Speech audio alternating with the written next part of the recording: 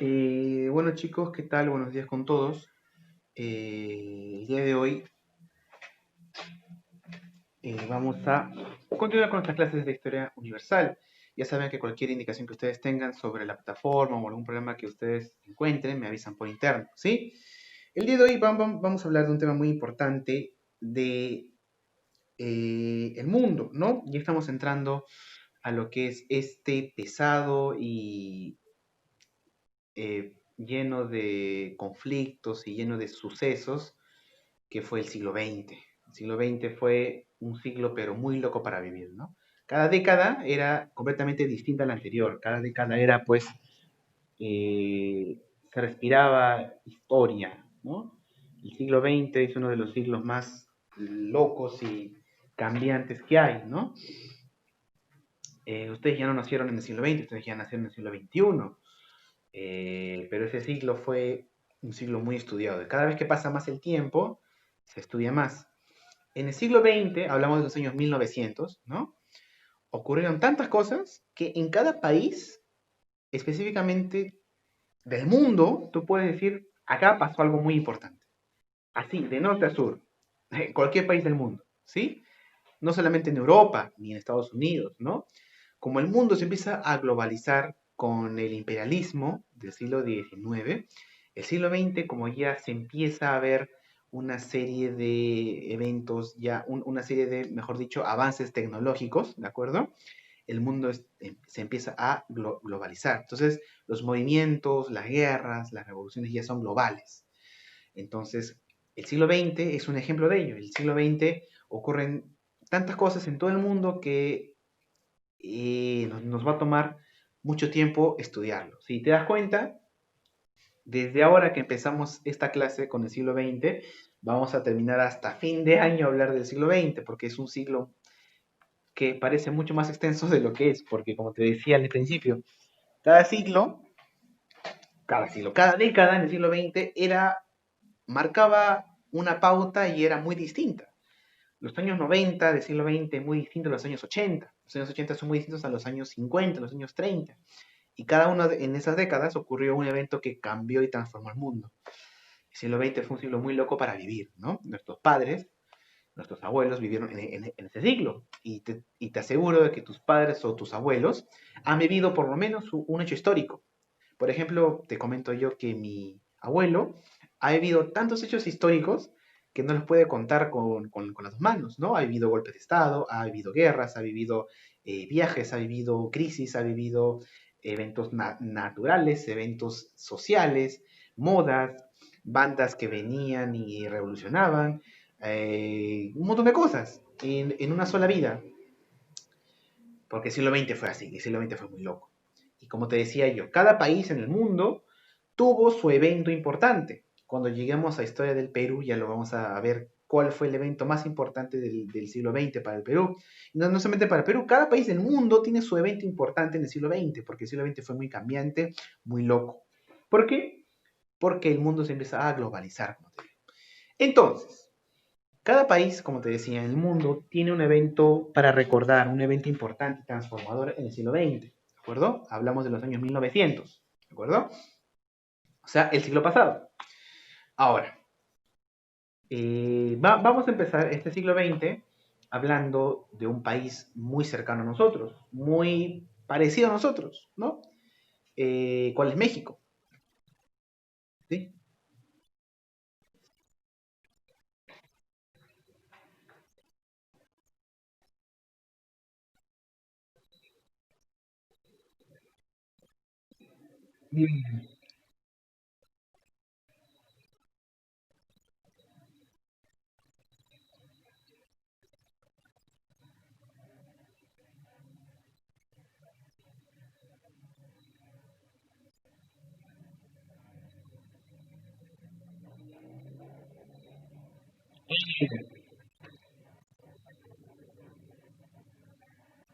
Claro, a ver, acá lo explico para que todo quede más claro. Mira, como bien lo decías, ¿no? Cada siglo son 100 años. Listo. Del año 1800 al año 1899, ¿no? se puede decir que es el siglo XIX. ¿De acuerdo?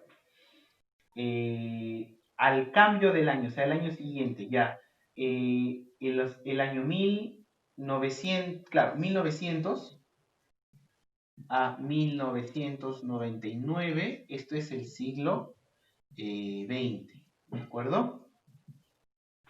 Nosotros estamos en el año 2020, es decir, nos encontramos del año 2000 y el año 2199 será considerado el siglo XXI. Ahora, de eso también no solamente es la única clasificación, porque según los geógrafos y según los estadistas, ya esto no es así, sino que es, por ejemplo, cada fin, digamos, sería del año 1899 al año 1900 o del año 1901 al año 1900. Pero para la historia, para lo que nos toca hoy día, es así. Se dividen los siglos así, ¿de acuerdo?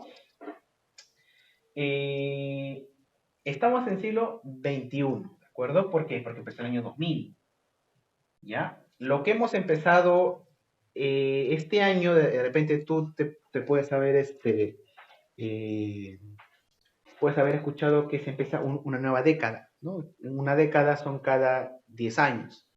Entonces, del año 2000 al año 2010 fue una década, ¿de acuerdo?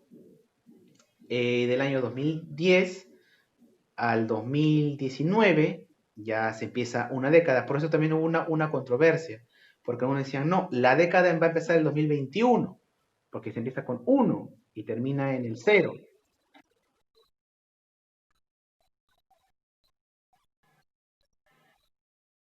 Por, e- Por eso que existe esa controversia. Para algunos empieza con el uno, es decir, que el 2001 empezó hasta el 2000, hasta el 2010. Pero otros dicen no, que empezó el 2000 y terminó el 2009, y eso es una década. Por eso que te digo que existen esas controversias. ¿Por qué? Porque cada organismo, cada organización toma su propia clasificación. Como te decía, para las computadoras, para las estadísticas es el año 2000. Pero por ejemplo, para la RAE, la década empieza con uno y termina con cero. Pero para la historia, para la cultura, no siempre es así. Se empieza desde el cero hasta el último año, como acá, ¿no? Del cero al 9, ¿no?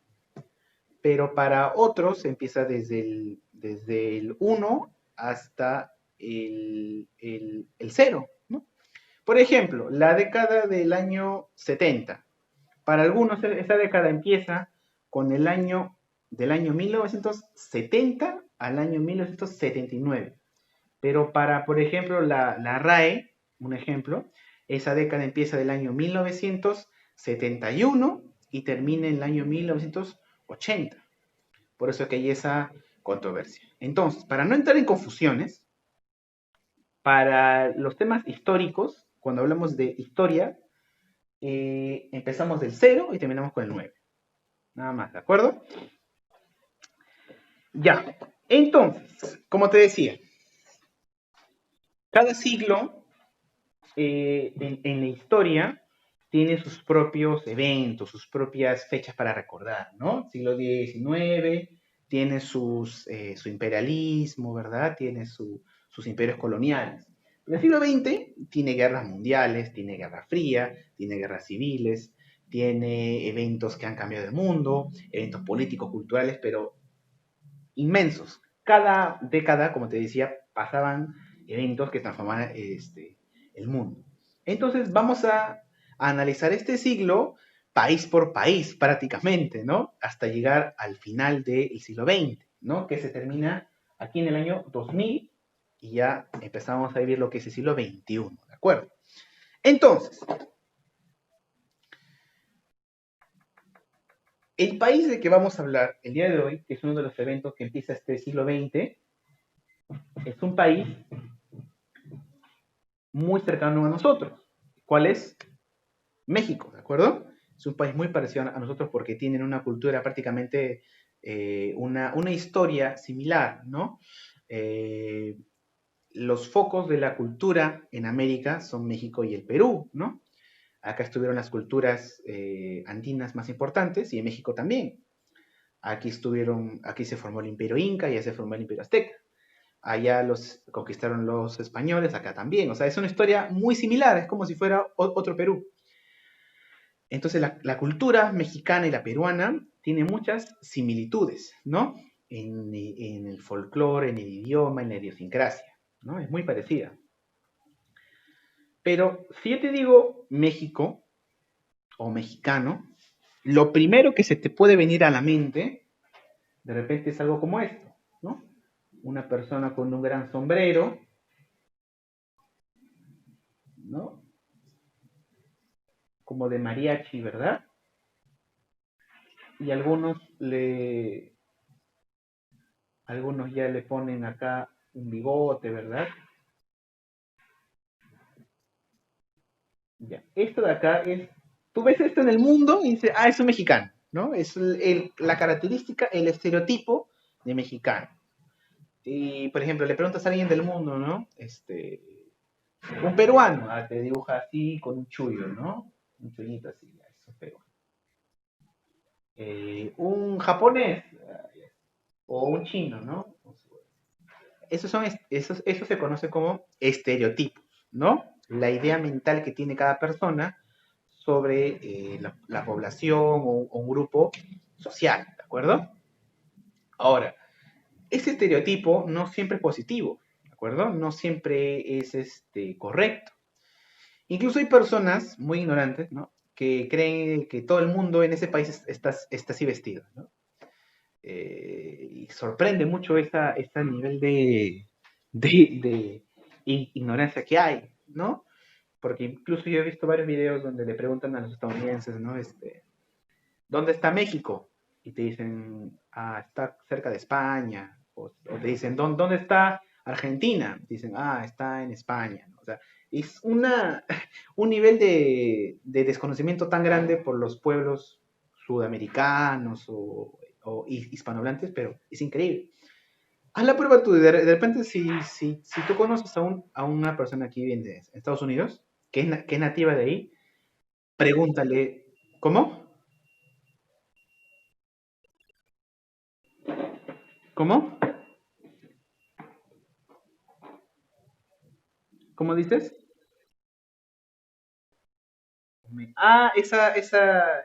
Esa red Omegle, que es como una cámara, ¿no? Sí, sí, sí, sí, sí, la conozco. Como te decía, en ellos hay una confusión muy grande, porque tú le preguntas, dime países de América, y ellos piensan que países son los estados que ellos tienen en su país. Además que en su idioma llaman a su país América, o sea, America, ¿no? Para ellos América es su país, ¿no? En su idioma. Pero para el idioma español el país es Estados Unidos, ¿no?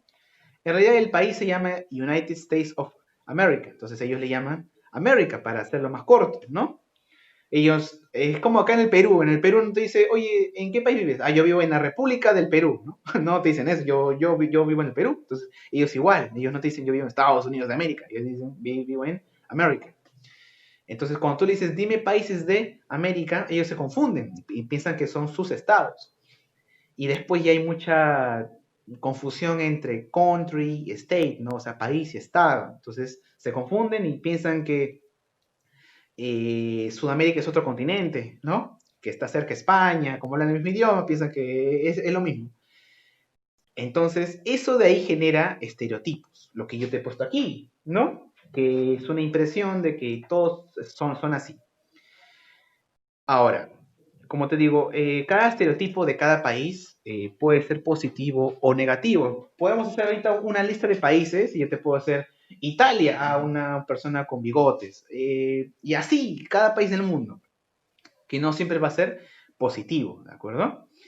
Pero yo te pregunto, a lo que yo quiero llegar con todo esto, es decir, con la primera imagen que tiene cada país sobre, o cada imagen mental que tiene cada ciudadano de un país sobre otro, ¿de acuerdo?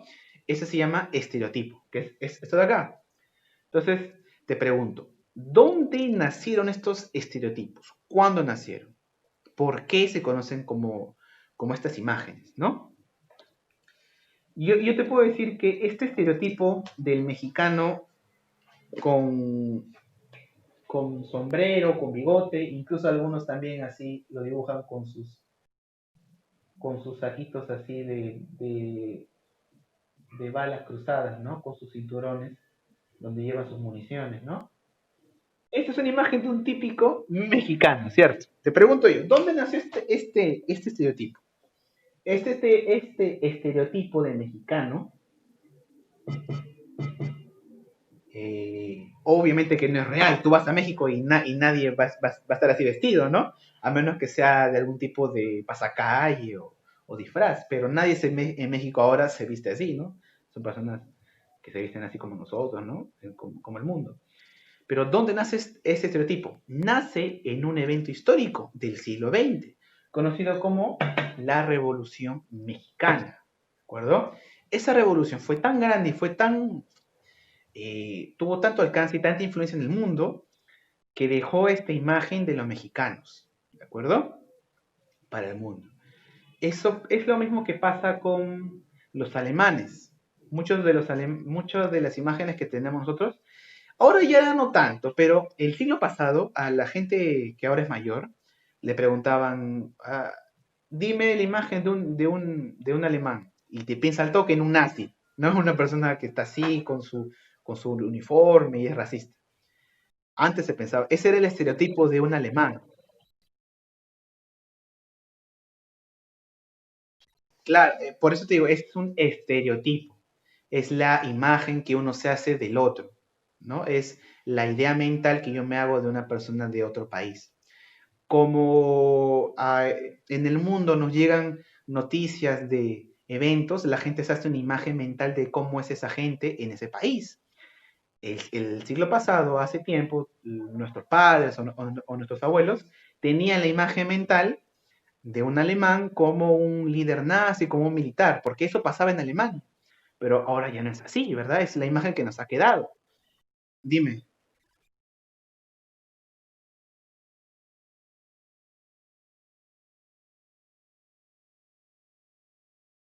Ah, claro, esos ya son los neonazis, ¿no? Esos son los movimientos radicales que buscan expulsar a los extranjeros, a los musulmanes. Pero eso ya es una gran minoría de la población, ¿no? Siempre va a existir una minoría que es radical, sí, en todos los países, y de cualquier cosa. Radical, no, está a favor de las leyes claro, contra la inmigración, como el caso de Inglaterra. Por ejemplo, en Inglaterra ellos han votado para salirse de la Unión Europea. Eso se conoce como el Brexit, porque como Europa recibe a tantos inmigrantes, sobre todo de los deportados de las guerras del Medio Oriente, ellos asumían que tenían que recibir a los inmigrantes. Entonces, los países que pertenecían a la Unión Europea tenían que recibirlos, sí o sí. Inglaterra estaba en desacuerdo y se fue de la Unión Europea, porque asumir a los inmigrantes es un gasto, es todo un proceso. Entonces, mucha gente está en desacuerdo con ello. Y a partir de ese descontento popular, los grupos políticos y los grupos radicales aprovechan ese descontento para utilizar y para hacer accionar su maquinaria política y de la propaganda. Como dice la frase, ¿no? A río revuelto, ganancia de los pescadores, ¿no? Eso puede pasar acá en el Perú, ¿no? Cuando hay crisis, siempre salen los que son los radicales y dicen, no, hay que aprovechar para hacer una revolución, hay que aprovechar para tomar el poder, hay que aprovechar para hacer esto y lo otro. Eso siempre pasa en todo el mundo, ¿no? Es decir, que lo que pasa ahora en Alemania y en muchas partes de Europa no precisamente es porque quieren recuperar su vieja tradición racista de lo que vimos en el imperialismo o después lo que pasó con los nazis. Lo hacen porque el contexto histórico de ahora es propicio para que se genere eso, pero no lo hacen para recuperar eso. Algo similar pasa en Estados Unidos, ¿no? Con los inmigrantes. Eso que está pasando ahora en el mundo con los inmigrantes es un descontento popular de la gente porque tienen una idea de que los inmigrantes perjudican a esos países. A partir de eso ya salen esos grupos radicales como tú me estás comentando. Pero es un tema muy interesante para analizar. A lo que íbamos, para no desviarnos del tema. esta idea que tenemos de los mexicanos, que ha quedado un poco en nosotros, nace ¿dónde? En la Revolución Mexicana. Los mexicanos, mira, acá tenemos una foto. No sé si se puede ver bien. Sí, sí, ya. La clásica, ¿no? Su sombrero, sus bigotes y su... Acá no tiene las municiones.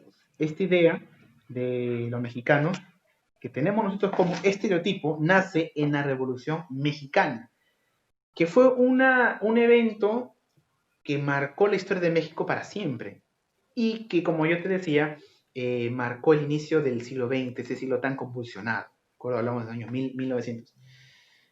¿Qué pasó en México y por qué es tan importante recordar esto y cuál es su importancia continental y mundial? ¿Por qué es importante? Lo vamos a saber ahora. Es algo muy fácil de entender, pero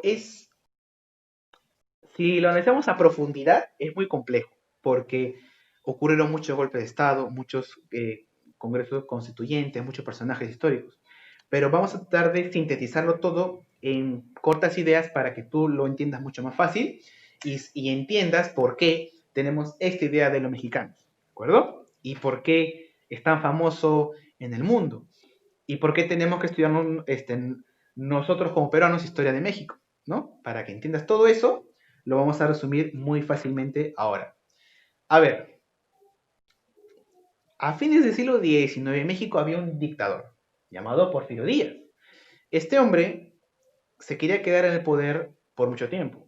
Tenía 80 años para inicios del siglo XX y ya tenía 30 años gobernando, o sea, 30 años en el poder. Y en el año 1911 quiso hacer algo increíble, quiso reelegirse, se quiso quedar hasta los 85 años, cosa que para los mexicanos ya se hartaron de él, dijeron cómo es posible que este dictador se quiera quedar 35 años, ¿no? Sumado a eso, México venía de grandes crisis. México, como toda sociedad latinoamericana, tiene grandes problemas sociales, ¿no? Es algo que no se ha logrado aún resolver. Tenía muchos problemas, ¿como cuáles? Que la mayor parte de la población, más del 80%, sí, más del 80%, era gente que no tenía propiedades, gente que no tenía educación y en su mayoría eran analfabetos. Las grandes propiedades, el dinero, lo concentraba un sector muy poco de la población, ¿no? Entonces, mucha gente no tenía nada. ¿Y a qué se dedicaban para vivir? Eran campesinos, pero eran campesinos que no eran dueños de sus tierras. Tenían que ir a una hacienda, pedirle a un hacendado trabajar para él y vivir de eso. Entonces, durante el gobierno de el señor Porfirio Díaz, la sociedad mexicana era así, ¿no? No había una igualdad social. Sumado a esto, este tipo, Porfirio Díaz, se quiso reelegir en el año 1911. Sumado a ello, ya México venía de años de sequía, donde no habían habido buenas cosechas y había una gran escasez. Y a esto se sumó una fuerte crisis. Y a esto se sumó otra cosa. En el norte, Estados Unidos ya venía creciendo de una manera descomunal, como ellos implantaron el capitalismo desde que nacieron, prácticamente como país. Ellos implantaron una política de expansionismo, una política de imperialismo. Entonces, cada vez más los mexicanos reciben influencia de Estados Unidos.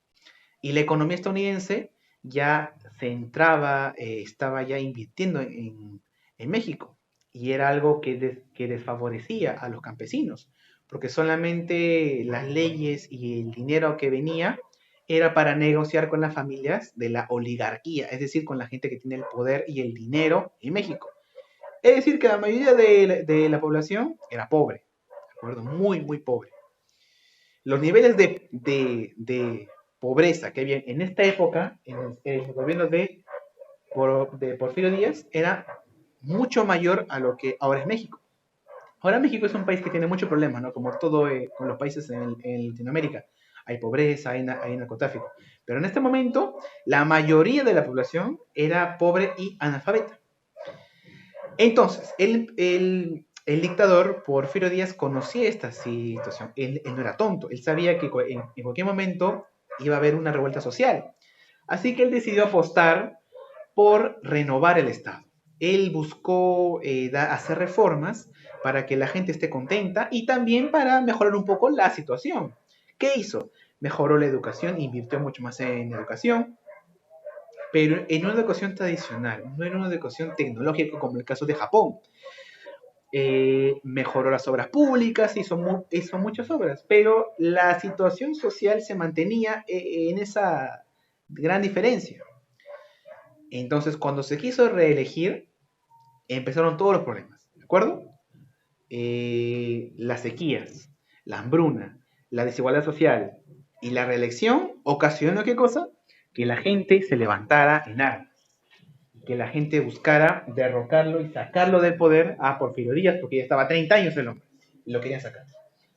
El principal opositor fue Francisco Madero. Él tenía el apoyo de la población, sobre todo la población campesina.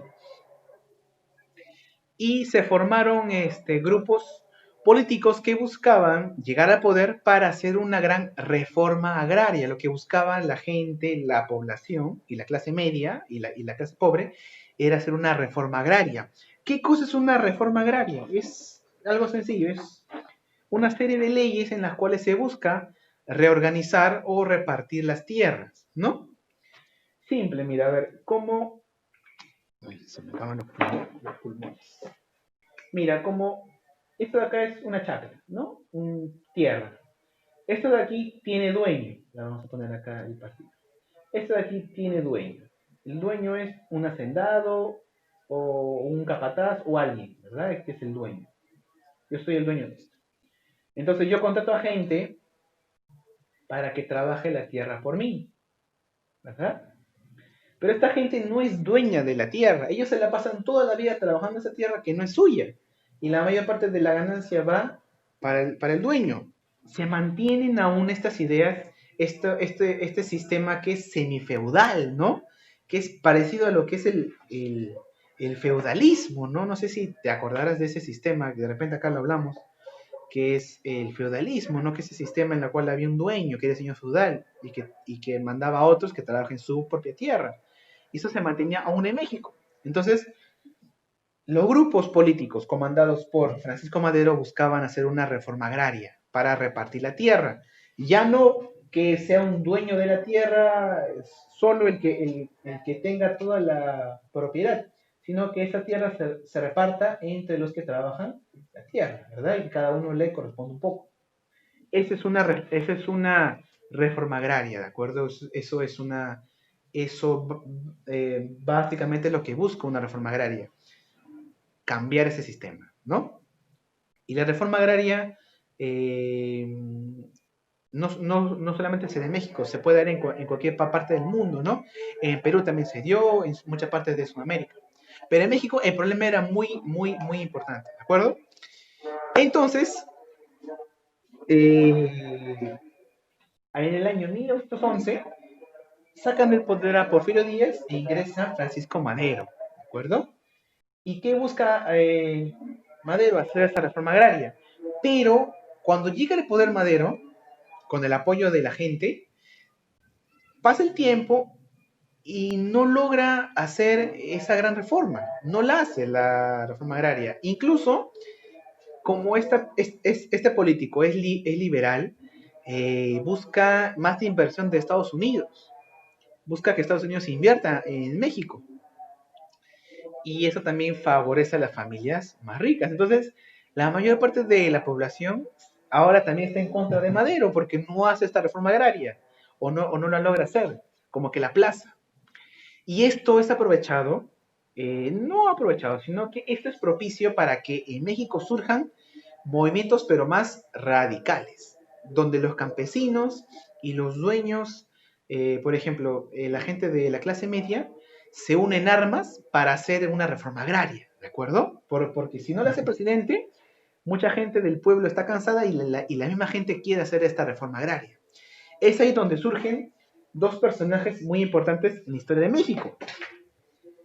Doroteo Arango, que es conocido como Pancho Villa, y Emiliano Zapata, que es este tipo que yo te mostré aquí, en, este tipo que yo te mostré acá en la foto, Emiliano Zapata. Este hombre, junto con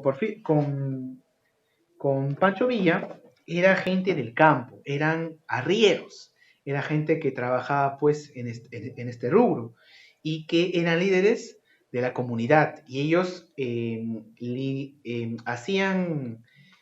propagaban un mensaje en la población de que hay que levantarse en armas, hay que luchar para llegar al poder y hacer esta reforma agraria. Por eso que son esta gente es líder popular, ¿de acuerdo? Muy querida por la gente. Entonces, buscan sacar el poder a Madero, ¿de acuerdo? Eh, Finalmente, logran su cometido, sacan del poder a Madero y entra en el poder Venustiano Carranza. Este presidente, Venustiano Carranza, ya hace las grandes reformas que necesita México. En el año 1917, con el apoyo de Pancho Villa y de Emiliano Zapata, llega al poder Venustiano Carranza. Y en el año 1917, hacen una nueva constitución, la constitución de 1917, en la cual se logra esta famosa reforma agraria y se hacen grandes cambios en educación, en salubridad y en mejorar un poco la situación de las clases menos favorecidas. Pero hay una diferencia. Acá pudo haber sido el momento en el cual México invirtiera en industria, como hizo Japón, ¿de acuerdo? Japón invirtió en educación y en tecnología, pero México no. México no invirtió en tecnología. Si México hubiese invertido en el gobierno de Carranza con su constitución en tecnología, de repente México se hubiera transformado en un país pues de los más avanzados, ¿no? Pero no fue así. Los problemas sociales continuaron, ¿de acuerdo? ¿Por qué? Porque los campesinos tenían la tierra, pero ya no tenían pues los recursos suficientes para hacer industria de ello, ¿de acuerdo? Entonces, en muchos casos, la calidad de vida de los campesinos no mejoró mucho, ¿de acuerdo? Continuaron los problemas. Y después también, como no tenían los recursos para generar una industria de eso, cuando habían también tiempos de mala cosecha, muchos de los campesinos tenían que ir a las ciudades para buscar trabajo. Y eso fue lo que se conoce como la migración. Muchos campesinos migraron a las ciudades, como la Ciudad de México. Por eso que con el tiempo la Ciudad de México se convirtió en una de las ciudades más pobladas de América, ¿no? Actualmente la Ciudad de México tiene una población de 22 hasta 25 millones, porque esa migración nació de los desplazados del campo, ¿de acuerdo? Entonces, la reforma agraria de México significó una gran transformación social para México, que también tuvo repercusiones en Sudamérica. Muchos líderes de Sudamérica se inspiraron en Pancho Villa y en Emiliano Zapata para hacer sus luchas sociales, porque también en Sudamérica existían esos problemas y en países en Sudamérica buscaban imitar lo que ocurrió en México, porque Emiliano Zapata y Pancho Villa inspiraron a muchos revolucionarios en México y en Sudamérica. Son famosas las frases, por ejemplo, de Emiliano Zapata, con las cuales hacía levantar la moral del pueblo. La frase más famosa de Emiliano Zapata es cuando se paró ante el pueblo y les dijo, es mejor morir de pie que vivir toda una vida de rodillas. Y eso les contagiaba, pues hacía que la población tenga una inspiración para luchar contra la oligarquía y contra las injusticias. Lo cual al final se logró, pero no se continuó con un plan para mejorar la calidad de vida de los campesinos. Después, en el año 1920, se puede decir que se termina este periodo en la historia porque empiezan luego a haber de nuevo gobiernos democráticos. Pero la idea, el mensaje, la leyenda, por así decirlo, el aporte de estos dos revolucionarios mexicanos influenciaron mucho más allá de sus fronteras y llegó incluso hasta el Perú, hasta Argentina que el siglo XX fue el siglo donde más líderes populares existieron acá en Sudamérica. Pero eso lo vamos a ver posteriormente en clases futuras, en clases posteriores. Chicos, ¿alguna pregunta antes de que se vaya o que se corte la transmisión?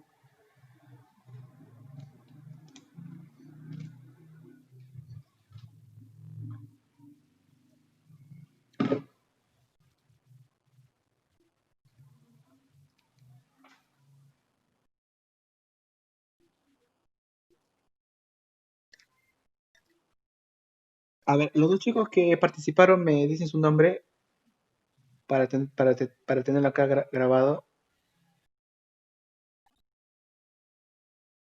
Perfecto, Josué y Gianfranco también, ¿verdad? Listo. Bueno, chicos, eso fue todo por hoy. Nos vemos el día lunes. Ya saben, la tarea lo dejo en la plataforma y en el grupo de Facebook. Cualquier consulta ustedes me la hacen llegar por interno. Cuídense bastante jóvenes, sean responsables. Nos vemos el día lunes.